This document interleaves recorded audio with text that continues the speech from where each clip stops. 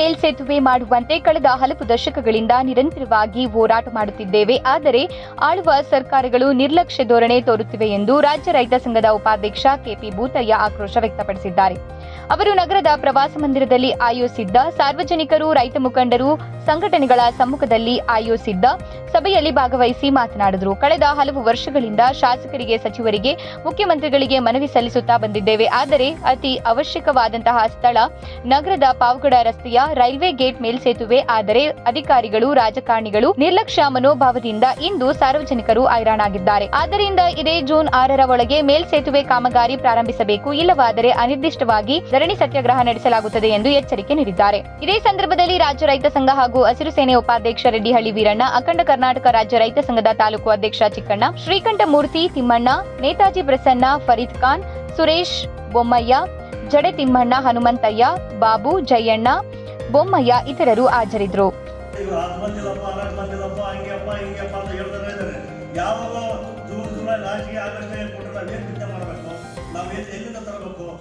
ಅದರಿಂದ ಯಾವುದೇ ಬೀಜ ಗೊಬ್ಬರ ಉಚಿತವಾಗಿ ಕೊಡಬೇಕು. ನಮ್ಮ ಹತ್ರ ಏನೂ ಇಲ್ಲ ನೋಡಿ. ಬೆಳೆ ವಿಮೆ, ಬೆಳೆ ಪರಿಹಾರ ಸಾಕಷ್ಟು ಸರಿ ನಾವು ಕಟ್ಟಿದ್ದೀವಿ. ಆಗಲೇ 3-4 ಸಾರಿ ಕಟ್ಟಿದ್ದೀವಿ, 1 ಸಾರಿ ಕೊಟ್ಟಿದ್ದಾರೆ. ಅದರಿಂದ ಅತಿ ಶೀಘ್ರವಾಗಿ ನಮಗೆ ಬೆಳೆ ವಿಮೆ, ಬೆಳೆ ಪರಿಹಾರ ಕೊಡಬೇಕು. ಈ ಸರ್ಕಾರಗಳು ನಮಗೆ ಭಾಳ ಮಲ್ತಾ ಇದ್ರೊಳಗೆ ತೋರಿಸೋದ್ರೆ ಇದನ್ನು ಕೈ ಬಿಡಬೇಕು. ಹೆಚ್ಚಿಗೆ ರೈತರು ಹೊರ ತೋರಿಸಬೇಕು. ಅದು ಒಂದು. ಈಗ ಇನ್ನೊಂದು ಇದು ಕೆಲಸ ಆಗುತ್ತೆ. ತಾಲೂಕು ಆಫೀಸು ಮತ್ತು ಯಾವೇ ಇಲಾಖೆ ಆಗಿರಲಿ, ಯಾವ ಕೆಲಸಗಳು ಆಗ್ತಿಲ್ಲ. ನಮ್ಮ ರೈತರನ್ನ ಸುಮಾರು ಸರಿ ಅಲ್ಲಾಡಿಸಿದ್ದೆ ಯಾಕೆ ಹಿಂಗೆ ಮಾಡ್ತಾರೆ? ಈಗ ಸಣ್ಣ ಕೆಲಸ ಇರುತ್ತೆ, ಅದು ತಗೊಂಬ ಯಾವ ನಮಗೆ ಅದು ಕಾರ್ಯರೂಪಕ್ಕೆ ಬರಲಿಲ್ಲ.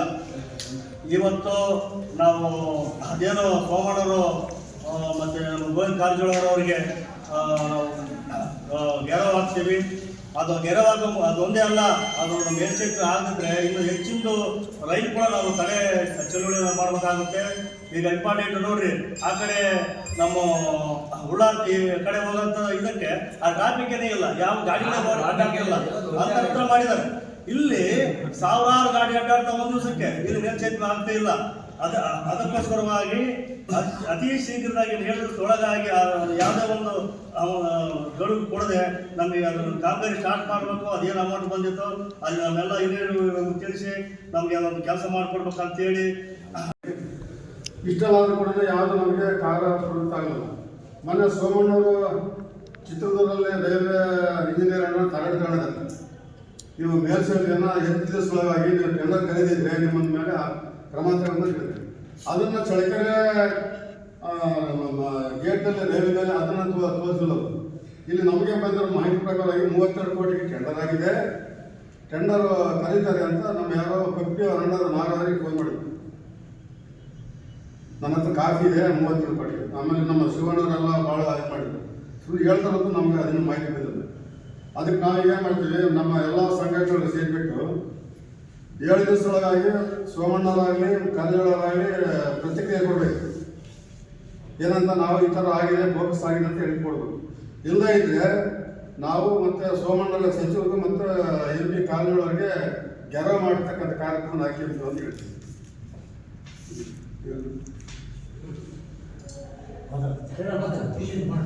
ಗೊತ್ತಿರ್ತಕ್ಕಂಥ ಎಲ್ಲ ಪದಾಧಿಕಾರಿಗಳೇ, ಎಲ್ಲ ನನ್ನ ಆತ್ಮೀಯ ಪತ್ರಿಕಾ ಮಾಧ್ಯಮ ಮಿತ್ರರೇ, ಏನು ಇವತ್ತು ನಮ್ಮ ಚಳ್ಳಕೆರೆ ತಾಲೂಕು ನಗರ ಪಟ್ಟಣ ಏನಿದೆ ಸುತ್ತಲೂ 5-6 ಕಿಲೋಮೀಟರ್ ಉದ್ದ ವ್ಯಾಪಿಸಿಕೊಂಡು ಬೆಳೀತಾ ಇತ್ತು. ಇದಕ್ಕೆಲ್ಲ ಕಾರಣ ಏನು, ನಮ್ಮ ತಾಲೂಕಲ್ಲಿ ಏನು 200 ಹಳ್ಳಿಗಳಿದಾವೋ ಹಳ್ಳಿಗಳೇ ಮುಖ್ಯ ಕಾರಣ ಬೆಳೀಲಿಕ್ಕೆ. ಅವರು ಬಂಡವಾಳ ಆಗ್ತಕ್ಕಂಥ ಬಂಡವಾಳದಿಂದ ಈ ನಗರಗಳು ಬೆಳೀತಾ ಇದ್ದಾವೆ. ಆದ್ದರಿಂದ ಸಾಕಷ್ಟು ಜನ ಹಳ್ಳಿಯಿಂದ ಪಟ್ಟಣಕ್ಕೆ ಬರ್ತಕ್ಕಂಥ ಜನರಿಗೆ ಇವತ್ತು ಬಹಳಷ್ಟು ಅವಶ್ಯಕತೆ ಅಂದರೆ ಪಾವಗಡ ರೋಡ್ನಲ್ಲಿ ಇರ್ತಕ್ಕಂಥ ರೈಲ್ವೆ ಬ್ರಿಡ್ಜ್ ಮೇಲ್ಸೇತುವೆ ಭಾಳ ಅವಶ್ಯಕತೆ ಇದೆ. ಯಾಕಪ್ಪ ಅಂದರೆ ನಾವು ಭಾಳ ಸಾರಿ ಇದಕ್ಕೆ ಒತ್ತಾಯ ಮಾಡಿದ್ವಿ. ಯಾಕಂದರೆ ಇವತ್ತು ರಾಜಕಾರಣಿಗಳು ಏನು ಮಾಡ್ತಾರಪ್ಪ ಅಂದರೆ ಅವರು ಸುಳ್ಳಿನ ಮನೆದೇವರನ್ನು ಮಾಡ್ಕೊಂಡ್ಬಿಟ್ಟು ಆ ವಾಹನಗಳೊಳಗ ರೈಲು ಗೇಟ್ ಹಾಕಿದಾಗ ಸುಮಾರು 20ರಿಂದ 35 ನಿಮಿಷವರೆಗೂ ಗೂಡ್ಸ್ ಪಾಸ್ ಆಗಲಿಕ್ಕೆ 35 ನಿಮಿಷ ಸಮಯ ತಗೊಳ್ಳುತ್ತೆ. ಆಮೇಲೆ ಆ ಸಮಯ ಆದಮೇಲೆ ಮತ್ತು ಶಾಲಾ ಮಕ್ಕಳಿಗೆ ಇಲ್ಲಿ ಕಾಲೇಜಲ್ಲಿ ಬರ್ತಕ್ಕಂಥ ಮಕ್ಕಳಿಗೆ ಸಿಗುವ ಮೇಷ್ಟ್ರು ನೀವು ಲೇಟಾಗಿ ಬಂದಿದೆ ನೀವು ಹೊರಗೆ ನಿಂತ್ಕೊಳ್ದಂತ ಇಂಥ ಮಕ್ಕಳಲ್ಲಿ ಒಂದು ಕಿರುಕುಳ ಕೊಡ್ತಾರೆ. ಇದನ್ನೆಲ್ಲ ನಾವು ಮನಗಂಡು ನಾವು ಏನು ಇರುವ ಮೂರು ಕುತ್ಕಡೆ ಇರೋದು ನಾವು ಮತ್ತು ಎಲ್ಲ ನಮ್ಮ ಮಿತ್ರರೆಲ್ಲ ಸೇರಿ 2014ರಿಂದಲೂ ನಾವು ರೈಲು ತಡೆಯನ್ನು ಮಾಡಿದ್ವಿ. ಅಲ್ಲೇ ಒಂದು ಮೇಲ್ಸೇತುವೆ ಮಾಡಬೇಕು, ಆ ಕಡೆ ಉಳ್ಳಾತಿ ರಸ್ತೆ ಆಗ್ತಕ್ಕಂಥ ಮೇಲ್ಸೇತುವೆ ಇಲ್ಲಿ ಕೂಡ ಆಗಬೇಕು, ಆ ಕಡೆ ಇದು ಸಾಯಿಬಾಬಾ ದೇವಸ್ಥಾನ ಇದೆ, ಮುರಾರ್ಜಿ ಶಾಲೆ ಎಲ್ಲ ಶಾಲೆ ಇದ್ದಾವೆ, ವಂಶಾದಿ ಅಂತ ನಾವು ಕಿತ್ತೋಣ ಶಾಲೆ ಆ ರೀತಿಯಾಗಿ 3 ಸಾಲ ನಾವು ರೈಲು ತಡೆ ಮಾಡಿದ್ವಿ. ಆಮೇಲೆ ಸದಾನಂದ ಗೌಡರು ರೈಲ್ವೆ ಸಚಿವರಾದಂಥ ಸಂದರ್ಭದಲ್ಲಿ ಅವ್ರಿಗೂ ಕೂಡ ನಾವು ಮಾಡಿಬಿಟ್ಟು ಅವರು ಕೂಡ ಲೆಕ್ಕ ಕೊಡೋದು. ಅವರಾದ್ಮೇಲೆ ಚಂದ್ರಪ್ಪರಿಗೆ ಅವ್ರಿಗೂ ಹೆಂಗಾಗಿದೆ ಅವರು ಕೂಡ ಲೆಕ್ಕ ಕೊಟ್ಟರು. ಅವರನ್ನು ಸುಮ್ಮನೆ ಸರ್ಕಾರ ಬರೋರು ಕೇಂದ್ರ ಸರ್ಕಾರಕ್ಕೆ ಸುಮ್ಮನೆ. ತದನಂತರ ನಾರಾಯಣ ಸಾಗರ್ ಬಂದರು, ನಾರಾಯಣ ಸಾಗರ್ಗೆ ನಾವು ಮನವಿ ಕೊಟ್ವಿ, ಅವರು ಕೂಡ ಸರ್ಕಾರಕ್ಕೆ ಲೆಕ್ಕ ಅವ್ರನ್ನ ಹಾಕಿದ್ರು, ಅದನ್ನೂ ಆಗಲ್ಲ. ಆಮೇಲೆ ಇದೆಲ್ಲ ಆದ್ರೂ ಕೂಡ ನಾವು ಡಿವಿಷನ್ ಕಮಿಷನ್ ಹತ್ರ ರೆಕಾರ್ಡ್ ನಾವೆಲ್ಲ ಹೋಗಿ ಜನ ಮಾಡಿದಾಗ ಅವರು ನಾವು ಸರ್ಕಾರದಲ್ಲಿ ಬರೀತೀವಿ, ತಕ್ಷಣ ಇದು ಮಾಡ್ಕೊತೀವಿ. ಈಗ ಕಾರ್ಯಗಳು ಬಂದಮೇಲೆ ಇವರು ನಾವು ಮನೆ ಕೊಟ್ವಿ. ಕಾರ್ಯಗಳು ಏನು ಮಾಡಿದ್ರು, ಒಂದು ಸರ್ಕಾರಕ್ಕೆ ಸೋಮಣ್ಣ ರೈಲ್ವೆ ಸೆಂಟರ್ಲ್ಲ ಅವ್ರಿಗೆ ಲೆಟರ್ ಬರೋದು ನಮ್ಗೆ ಆಗ್ತಾ ಇದೆ.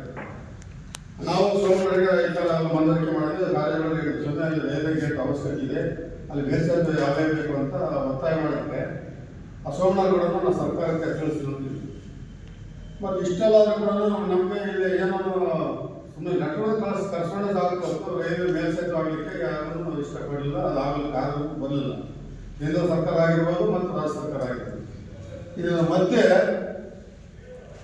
ನಾವು ಎಲ್ಲೂ ಚಳಿಕೆರೆಗೆ CC ಕ್ಯಾಮ್ರಾಗಳು ಎಲ್ಲೂ ವರ್ಕ್ ಮಾಡ್ತಾ ಇಲ್ಲ.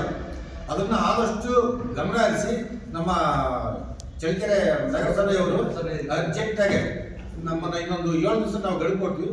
ಆ ಗಡುವಿನೊಳಗೆ ಅವರು CC ಕ್ಯಾಮ್ರಾ ರೆಡಿ ಮಾಡಬೇಕು. ಇಲ್ಲಾಂದ್ರೆ ಅವರು ಒಂದು ಇದ್ರ ಆಫೀಸ್ ಮುಂದೆ ನಾವು ನಿರಂತರ ಧರಣಿ ಸತ್ಯಾಗ್ರಹ ಮಾಡ್ತೀವಿ. ಆಮೇಲೆ ಇಲ್ಲಿ ಏನಾಗ್ತಿದೆ ಅಂದ್ರೆ ಅತಿ ಹೆಚ್ಚಿನದಾಗಿ ಸಾರ್ವಜನಿಕ ಸ್ಥಳಗಳಂದ್ರೆ ಹಾಸ್ಪಿಟಲ್ ಆದ ನಂತರ ತಾಲೂಕು ಆಫೀಸ್ ನಂತರ ಇವ ಆಫೀಸ್. ಸಾರ್ವಜನಿಕ ಸ್ಥಳಗಳಲ್ಲಿ ಸರ್ಕಾರಿ ಇಲಾಖೆಗಳಲ್ಲಿ ಯಾರಾದರೂ ಒಬ್ಬ ಎಮರ್ಜೆನ್ಸಿ ಬರ್ತಾರೆ, ಆ ರೋಗಿನ ಕರ್ಕೊಂಡು ಬಂದಾಗ ರೋಗಿನ ಒಳಗಡೆ ಕರ್ಕೊಂಡು ಬಂದ್ರೆ ಅವ್ನು ಬರೋ ಅಷ್ಟೊತ್ತಿಗೆ ಬೈಕೇ ಇಲ್ಲ ಅಂದ್ರೆ ಏನು ಮಾಡೋದು? ಎಮರ್ಜೆನ್ಸಿಗೆ ಅಲ್ಲಿಂದ ಕರ್ಕೊಂಡು ಬಂದಿರ್ತಾನೆ, ಮತ್ತೆ ಏನಾದರೂ ಡಾಕ್ಟರ್ ಹೇಳ್ತಾರೆ, ಅವನೇನೋ ಆ ತಕ್ಷಣಕ್ಕೆ ತಂದು ಸೇರ್ಸಕ್ಕೆ ಕರ್ಕೊಂಡು ಬಂದಿರ್ತಾರೆ, ಹಣಕಾಸು ತಂದಿರಲ್ಲ ಅವನು. ಹಾಗಾಗಿ ಅವ್ನು ಸೇರಿಸಿ ಅಲ್ಲಿ ಯಾರನ್ನಾದ್ರೂ ಬಿಟ್ಟು ಹಣಕಾಸು ನೆರವಿಗೆ ತಿರ್ಗಿ ಪೂರಕ್ಕೆ ಹೋಗ್ಬೇಕಂದ್ರೆ ಅವ್ನಿಗೆ ಬೈಕಿರಲ್ಲ, ಕಳೆದೋಗಿ ಕಂಪ್ಲೇಂಟ್ ಮಾಡಿ ತಿರ್ಗಿ FIR ಮಾಡಿಸಿ ತಿರ್ಗಿ ಮಾಜರ್ ಮಾಡಿಸಿ ಅದೆಲ್ಲ ಆಗಲ್ಲ. ಮಾಡಿದೆ ಮನುಷ್ಯನ ಗತಿ ಏನಾಗುತ್ತೆ ಬಡವರಿಗೆ. ಹಾಗಾಗಿ ಸಾರ್ವಜನಿಕ ಸ್ಥಳಗಳಲ್ಲಿ ಅವಕ್ಕೆ ಆದಂಥದ್ದು ಏನು ಮೊತ್ತ ಇದೆ, ನಿಗದಿ ಇದೆ, ಹಣ ಇದೆ, ಅದನ್ನೆಲ್ಲರನ್ನು ಸದುಪಯೋಗಪಡಿಸಬೇಕು. ನಗರಸಭೆ ಅಧ್ಯಕ್ಷರು ಮತ್ತು ನಗರಸಭೆ ಏನು ಅಧಿಕಾರಿಗಳಿದ್ದಾರೆ ಅವರೆಲ್ಲರೂ ಜಾಗೃತರಾಗಿ ಚಳಿಕೆರೆ ಪೂರ್ವ ಮತ್ತು ಪಶ್ಚಿಮ ಮತ್ತು ಉತ್ತರ ದಕ್ಷಿಣ ಸರ್ಕಲಿಂದ ಹಿಡಿದು ಮಾರ್ಕೆಟ್ವರೆಗೆ, ಬಳ್ಳಾರಿ ರೋಡಿಂದ ಹಿಡಿದು ಟೋಲ್ ಗೇಟ್ವರೆಗೆ, ಈ ಟೋಲ್ ಗೇಟಿಂದ ಸರ್ಕಲ್ವರೆಗೆ ಮತ್ತು ಇವೆಲ್ಲದನ್ನು ರೋಡ್ನ ಕವರ್ ಮಾಡಬೇಕು. ಅದನ್ನ ದೇವಸ್ಥಾನಗಳಿದ್ದಾವೆ, ಶಾಲಾ ಕಾಲೇಜುಗಳಿದ್ದಾವೆ, ಮುರಾರ್ಜಿ ಶಾಲೆಗಳಿದ್ದಾವೆ, IT ಕಾಲೇಜುಗಳಿದ್ದಾವೆ. ಆಮೇಲೆ ಸಾಕಷ್ಟು ಡೆವಲಪ್ಮೆಂಟ್ ಮನೆಗಳು ಕಟ್ಟೋದು. ಈ ಕಡೆ ಬೆಂಗಳೂರು ರಸ್ತೆಯಲ್ಲಿ ಬಳ್ಳಾರಿ ರಸ್ತೆಯಲ್ಲಿ ಗುಡ್ನೆಟ್ವರೆಗೂ ಅಲ್ಲಿ ಅಭಿವೃದ್ಧಿ ಆಗ್ತದೆ ಮನೆಗಳು. ಈ ಕಡೆ ಚಿತ್ರದ ಕಡೆಗೆ ಅಲ್ಲಿ ನಮ್ಮ ರೈಲ್ವೆ ಮೇಲ್ಸೇತುವೆ ವಿಚಾರವಾಗಿ ಸಾಕಷ್ಟು ನಮ್ಮ ರೈತ ಮುಖಂಡರು 2014ರಿಂದ ಸ್ಟ್ರೈಕ್ ಮಾಡ್ಕೊಂಡು ಬರ್ತಾರೆ. ಅಲ್ಲಿಂದ ಬರೀ ಅನಾಹುತಗಳೇ ಭಾಳ ಆಗ್ತದೆ ಹೊರತು ಆಕ್ಸಿಡೆಂಟ್ ಆಕ್ಸಿಡೆಂಟ್ ಬರ್ತಕ್ಕಂಥ ಜನಗಳು, ಆಮೇಲೆ ಹಾವು ಚೇಳು ಕಚ್ಚಿ ಅವಳ ಕಚ್ಚಿ ಸ್ವಲ್ಪ ಆಂಬುಲೆನ್ಸ್ ಬರ್ತಕ್ಕಂಥ ಜನಗಳಿಗೆ, ಸ್ಕೂಲ್ ಮಕ್ಕಳಿಗೆ ಇವೆಲ್ಲ ವಿಚಾರವಾಗಿ ಸಾಕಷ್ಟು ತೊಂದರೆಗಳಾಗ್ತದೆ. ಅದಕ್ಕೋಸ್ಕರ ನಮ್ಮ ಹಿರಿಯ ಹೋರಾಟಗಾರೆಲ್ಲ ಹೋರಾಟ ಮಾಡ್ಕೊಂಡು ಬಂದರೆ, ಬಟ್ ಅದಕ್ಕೆ ರೆಸ್ಪಾನ್ಸ್ ಮೊನ್ನೆ ಬಂದಾಗ ಯಾವಾಗ ನಾವೆಲ್ಲ ಅಭಿವೃದ್ಧಿ ಬಂದಾಗ ಮಾತಾಡಿದ್ವಿ, ಅದು ವಿಚಾರ ಏನು ಕೆಲಸ ಆಗಿಲ್ಲ. ಆ ಕಾರಣದಿಂದ ಇದಕ್ಕೆ ನಾವು ಮುಂದೆ ಏನೇನು ನಾವು ವಿಚಾರ ಬೇಕು. ಚಳಿಕೆರೆ ಅಭಿವೃದ್ಧಿ ಪ್ರಾಧಿಕಾರಕ್ಕೆ ನಮಗೆ ತಕ್ಷಣ ಮೇಲ್ಪ್ರಾಧಿಕಾರ ಬೇಕು. ಇದಕ್ಕೆ ನಮ್ಮ ಹೋರಾಟಕ್ಕೆ ಅಖಂಡ ಕರ್ನಾಟಕ ರೈತ ಸಂಘದಿಂದ ಒಂದು 5,000 ಜನ ಒಗ್ಗೂಡಿಸ್ತೀವಿ. ಅಲ್ಲಿ ಧರಣ ಕೂಡ ನಾವು 2 ಗಂಟೆ 4 ಗಂಟೆ ಇದನ್ನು ಅರ್ಥ ಮಾಡ್ತೀವಿ. ಯಾರೋ ಒಬ್ಬರು ಮಾಡಿದ್ರು, ಅವ್ರು ಮಾಡಿದ್ರು, ಇವ್ರು ಮಾಡಿದ್ರು ಅಂತ ಬೇಡ. ಎಲ್ಲಿ ಶಕ್ತಿ ಇದೆಯೋ ನಮ್ಮ ಸರ್ಕಾರದ ಕರ್ಕೊಂಡು ಒಂದು 60 ಗ್ರಾಮ ಘಟಕಗಳಿದ್ದಾವೆ, ಜನ ಇದ್ದಾರೆ ನಮ್ಮ ರೈತ ಸಂಘದಲ್ಲಿ. ಹಿಂದೆ ಮಾಡಿದ್ದು ಅದೇ ಮಾಡಿದ್ದು ಬೇಡ. ಈಗ ಮುಂದೆ ಸ್ವತಃ ರೈಲ್ವೆ ಇಲಾಖೆ ಚೀಫ್ ಇಂಜಿನಿಯರ್ ಬರ್ಬೇಕು, ಅಲ್ಲಿ ತನಕ ನಾವು ಎದ್ದಾಳ್ಬಾರ್ದು. ಆಗ ಮಾತ್ರ ಈ ಸಾಧ್ಯತೆಗಳಾಗ್ತವೆ. ನಾವು ಅವ್ರಿಗೆ ಮನೆಗೆ ಕೊಟ್ಟು ರಾಜ್ಯೊಳ ಬರ್ಬೇಕು, ಒಬ್ಬ MP ಏನೂ ಮಾಡೋಕ್ಕಾಗಲ್ಲ, ಒಬ್ಬ ಮಂತ್ರಿ ಏನೂ ಮಾಡೋಕ್ಕಾಗಲ್ಲ. ತಕ್ಷಣ ಈ ನಮ್ಮ ಗುಂಪು ನೋಡಿ ಸೋಮಣ್ಣರೇ ಅವ್ರು ಚೀಫ್ ಇಂಜಿನಿಯರ್ ಕಳಿಸ್ಬೇಕು. ಅದಕ್ಕೆ ಅರೇಂಜ್ಮೆಂಟ್ ಮಾಡೋಕ್ಕೆ ನಾವು ಅಖಂಡ ಕರ್ನಾಟಕ ರೈತ ಸಂಘದಿಂದ ಚಿಕ್ಕಣ್ಣ ನಾನು ಮಾತಾಡ್ತಾ ನಾವು ರೆಡಿ. ಇದು ನಮ್ಮ ರಸ್ತೆಯಲ್ಲಿ ಮೇಲ್ಸೇತುವೆ ಮಾಡಬೇಕು ಅಂತ ಹೇಳ್ಬಿಟ್ಟು ಅನೇಕ ರೀತಿ ತೊಂದರೆಗಳಾಗಿರ್ತಕ್ಕಂಥವನ್ನ ಪತ್ರಿಕೆಗಳಲ್ಲಿ ನಿಮ್ಮ ಮುಖಾಂತರ, ಪತ್ರಿಕಾ ಮಾಧ್ಯಮ ಮುಖಾಂತರ ಬಂದಿರತಕ್ಕಂಥ ಅನೇಕ ಉದಾಹರಣೆಗಳನ್ನು ಅವರು ಫೈಲ್ ಮಾಡಿ ಸರ್ಕಾರಕ್ಕೆ, ಆಮೇಲೆ ರಾಜಕೀಯದ ನಮ್ಮ MP ಸಾಹೇಬರಿಗಿರ್ಬೋದು, ವಿಶೇಷವಾಗಿ ಹೇಳಬೇಕು ಅಂತಂದರೆ ರಾಣಿಕೆರೆಗೆ ಮುಖ್ಯಮಂತ್ರಿಗಳಾಗಿರ್ತಕ್ಕಂಥ SR ಬೊಮ್ಮಾಯಿ ಅವರು ಬಂದಾಗ ಅವ್ರಿಗೆ ನೇರವಾಗಿ ಪೊಲೀಸ್ ಇಲಾಖೆಯವರೇ ಇಲ್ಲ, ಈ ಗೇಟಲ್ಲಿ ಇದು ಮಾಡೋದು ಬೇಡ, ರಾಣಿಕೆರೆ ಹತ್ರನೇ ಬರೀ, ನಿಮ್ಮ ಹತ್ರ 10 ನಿಮಿಷ ನಾವು ಇದ್ರ ಬಗ್ಗೆ ನಿಮ್ಮ ಜೊತೆಗೆ ಮಾತಾಡಿಸ್ತೀವಿ ಅಂತ ಹೇಳ್ಬಿಟ್ಟು ಪೊಲೀಸ್ ಇಲಾಖೆ SP ಅವರು ಇವರಿಗೆ ಒಂದು ಮನವರಿಕೆ ಮಾಡಿ ಅಲ್ಲಿ ಕರ್ಕೊಂಡೋಗಿ ರಾಣಿಕೆರೆ ಹತ್ರ ಭಾಳ ಸ್ಪಷ್ಟವಾಗಿ ಹೇಳಿ, ಇದ್ಯಾವ ದೊಡ್ಡ ಕೆಲಸ ಮಾಡ್ಕೊಡ್ತೀನಿ ಬಿಡಿ, ನೀವು ಕೇಳ್ತಿರೋದು ಮೇಲ್ಸೇತುವೆದು ಇದನ್ನು ಮಾಡ್ಕೊಡ್ತೀನಿ ಅಂತ SR ಬೊಮ್ಮಾಯಿ ಅವರೇ ಅದನ್ನು ಸ್ವೀಕಾರ ಮಾಡಿದರು. ಅದೇ ರೀತಿ ನಿರಂತರ ಪ್ರಯತ್ನವನ್ನು ನಮ್ಮ ಹಿರಿಯರು, ಆದರೆ ಅವರು ಯಾವುದನ್ನು ಸ್ವಂತಕ್ಕೆ ಕೇಳಿಲ್ಲ, ಸಾರ್ವಜನಿಕರಿಗೆ ನಮ್ದು ಆಂಧ್ರ ಬಾರ್ಡರ್ ಆಗಿರೋದ್ರಿಂದ ನಿಮ್ಗೆಲ್ಲರೂ ಗೊತ್ತಿರ್ತಕ್ಕಂಥ ವಿಚಾರ, ಹೆವಿ ಟ್ರಾಫಿಕ್ ಇರ್ತಕ್ಕಂಥದ್ದು ನಮ್ಮ ಪಾವಗಡ ರಸ್ತೆ. ಆ ರಸ್ತೆಗೆ ಅತ್ಯಮೂಲ್ಯವಾಗಿ ಬೇಕಾಗಿದೆ. ಇದು ಸಾರ್ವಜನಿಕರಿಗಾಗಿ ನಾವು ಬೇಡಿಕೆ ಇಟ್ಟಿರ್ತಕ್ಕಂಥದ್ದು. ಈಗ ನಮ್ಮ ಹಿರಿಯರಾಗಿರ್ತಕ್ಕಂಥ ನೇತೃತ್ವದಲ್ಲಿ ಇವರೇನೋ ಒಂದು ಸರ್ಕಾರಕ್ಕೆ ಮತ್ತು ಸಂಬಂಧಪಟ್ಟಂಥ ಮಂತ್ರಿಗಳಿಗೆ ಒಂದು ಮನವಿಯನ್ನು ಮತ್ತು ಒಂದು ಎಚ್ಚರಿಕೆಯನ್ನು ಕೊಡ್ತಾ ಇದ್ರು. ಅವರು ಇದ್ರ ಬಗ್ಗೆ ಗಮನ ಹರಿಸ್ತಿಲ್ಲ ಅಂತಂದರೆ ಅನೇಕ ನಮ್ಮ ತಾಲೂಕಲ್ಲಿ ಇರ್ತಕ್ಕಂಥ ರೈತ ಸಂಘ ಮತ್ತು ಅನೇಕ ಸಂಘಟನೆಗಳ ಮುಖಾಂತರ ಇವರ ಕೊಟ್ಟಂಥ ಮಾರ್ಗದರ್ಶನದಲ್ಲಿ ನಾವು ಮುಂದಿನ ನಡೆಯನ್ನು ನಡಿಬೇಕಾಗ್ತದೆ. ಇದನ್ನು ಮನವರಿಕೆಯನ್ನು ದಯವಿಟ್ಟು ನಮ್ಮ ಕೇಂದ್ರ ಸರ್ಕಾರದವರು ಇಂಥ ಒಂದು ಸಣ್ಣ ಕೆಲಸವನ್ನು ಮಾಡಿಕೊಡ್ಲಿಲ್ಲ ಅಂತಂದರೆ ಒಂದು ರೀತಿ ಸರ್ಕಾರಕ್ಕೆ ಅಗೌರವ ಅಂತ ನನ್ನ ಭಾವನೆ. ಇಷ್ಟೇ ನಾನು ಮಾತನಾಡ್ತೀನಿ. ಆಗಿರ್ಬೋದು, ಅವರು ಚುನಾವಣೆಯಲ್ಲಿ ಹೇಳ್ತಕ್ಕಂಥ ಮಾತೇ ಬೇರೆ, ಆಮೇಲೆ ಅಧಿಕಾರ ಸಿಕ್ಕ ಮೇಲೆ ಅವ್ರು ಮಾಡ್ತಕ್ಕಂಥ ಕೆಲಸಗಳೇ ಬೇರೆ. ಆದ್ದರಿಂದ ನಾವು ಇವತ್ತು ಸರ್ಕಾರಕ್ಕೆ ಹೇಳ್ತೇವೆ, ಇದು ಕೊನೆ ಪ್ರಶ್ನೆ. ಆದ್ದರಿಂದ ನಾವು ಏನು ಇವತ್ತು ಗಡುವು ಕೊಡ್ತಾ ಇದ್ದೀವಿ, 7 ದಿವಸದೊಳಗಾಗಿ ರೈಲ್ವೆ ಮಂತ್ರಿಗಳಾಗಿರ್ಬೋದು, ಯಾರೇ ಆಗಿರ್ಬೋದು, ನಮ್ಮ ರೈಲ್ವೆ ಬ್ರಿಡ್ಜ್ಗೆ ಆಹ್ವಾನ ಕೊಟ್ಟು ಅದಕ್ಕೆ ಶಂಕುಸ್ಥಾಪನೆ ಮಾಡತಕ್ಕಂಥ ಕೆಲಸ ಆಗಬೇಕು.